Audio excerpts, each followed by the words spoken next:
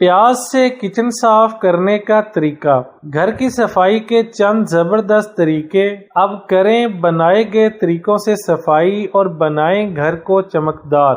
گھر گندا تو ہم میں سے کسی کو اچھا نہیں لگتا اور نہ ہی ہم گندگی کو پسند کرتے ہیں، لیکن کتنی ہی صفائی کر لی جائے اکثر گھر کے کونوں، دیواروں، جالیوں، باتھ روم، فرشوں کی سائیڈوں کو زنگ لگ ہی جاتا ہے، ورنہ گندگی اندر بیٹھ جاتی ہے۔ اور یہ صرف ایک ہی گھر کے مسائل نہیں، ہر گھر میں ہی ایسے صفائی کے مسائل ہوتے ہیں۔ اب گھر کے مسائل میں گھر ہی کی چیزوں کو استعمال کیا جائے تو یہ ہماری جیب پر بھی بھاری نہیں پڑتا اور نہ صفائی کرنے میں کوئی مسئلہ ہوتا ہے۔ اس لیے گھر کے کچن میں رکھے ہوئے ایک پیاز کو لیں، اس کا رس نکالیں اور اب جانیں کہ گھر کے کن مسائل کو یہ حل کرنے میں آپ کی مدد کر سکتا ہے۔ نمبر 1، زنگ۔ گھر کے کونوں میں کہیں بھی آپ کو زنگ لگا ہوا نظر آئے تو پیاز کے رس میں 1 لیموں کا رس اور آدھا چمچ بیکنگ سوڈا ڈال کر مکس کر کے لگائیں اور مطلوبہ جگہ کو خوب رگڑیں۔